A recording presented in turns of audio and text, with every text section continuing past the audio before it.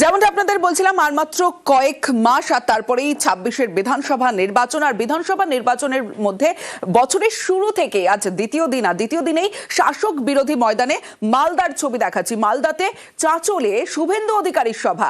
মালদায় শুভেন্দুর কর্মসূচিতে অনুমতি হাইকোর্টের। সেবক রয়েছে আমার সঙ্গে, সেবকের সঙ্গে কথা বলবো।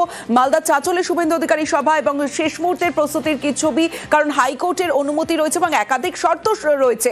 আর তার সেই পরিস্থিতিতে শুভেন্দু অধিকারী মালদার চাঁচলে আজ সভা করবেন। সেবকের থেকে আরো বিস্তারিত জানবো। সেবক, একদমই দেখো, তুমি যেমনটা বলছিলে যে বছরের প্রথম, আর তাতেই কিন্তু রাজনৈতিক পারদ চলছে। আজই মালদার শুভেন্দু অধিকারী তিনি আসছেন।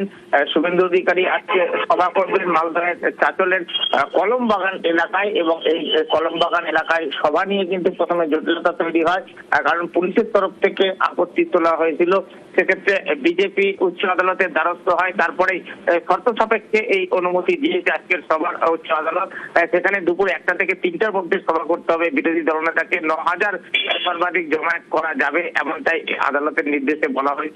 শুধু তাই নয়, ৭০টি লাউড স্পিকার বাজানো যাবে, আর নিরাপত্তা সুনিশ্চিত করতে হবে পুলিশকে, এমন একাধিক নির্দেশিকা রয়েছে উচ্চ আদালতের। এই পরিস্থিতিতেই আজকে সভা হবে। ইতিমধ্যে বিজেপি কর্মী সমর্থক তারা সভামুখী, আর ওই এলাকা প্রস্তুতি কিন্তু এই মুহূর্তে শেষ পর্যায়ে। বিজেপির দাবি যে আজকে যে সভা হবে তাতে ভালো জমায়েত হবে, এবং বিধানসভা ভোটের আগে আজকে কি বার্তা দেন এবং দলের কর্মীদেরকে কতটা উজ্জীবিত করতে পারেন বিরোধী দলনেতা, সেদিকে কিন্তু নজর থাকছে। বিশেষ করে মালদার মতো জেলায়, যেখানে বিজেপি গতবার 4টি বিধানসভা আসনে জিতে আর তৃণমূল জিতেছিল 8টি বিধানসভায়।